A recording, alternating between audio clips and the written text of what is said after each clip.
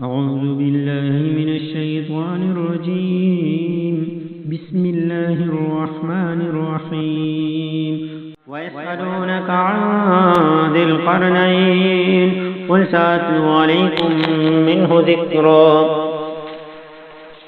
إنا مكنا له في الأرض وآتيناه من كل شيء سببا فأتبع سببا حتى إذا بلغ مغرب الشمس وجدها تغرب في عين حمئة ووجد عندها قوما قلنا يا ذا القرنين إما أن تعذب وإما أن تتخذ فيهم حسنا.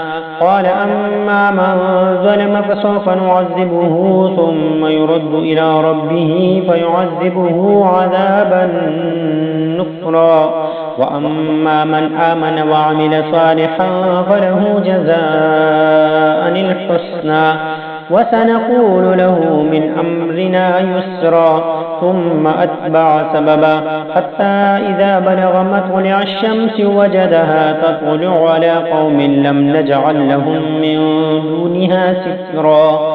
كذلك وقد أحطنا بما لديه خبرا. ثم أتبع سببا حتى إذا بلغ بين السدين وجد من دونهما قوما لا يكادون يفقهون قولا. قالوا يا ذا القرنين إن يأجوج ومأجوج مفسدون في الأرض فهل نجعل لك خرجا على أن تجعل بيننا وبينهم سدا. قال ما مكني فيه ربي خير فأعينوني بقوة أجعل بينكم وبينهم ردما. آتوني زبر الحديد حتى إذا ساوى بين السدفين قال انفخوا حتى إذا جعله نارا قال آتوني أفرغ عليه قطرا.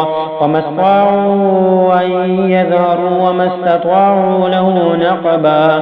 قال هذا رحمة من ربي فإذا جاء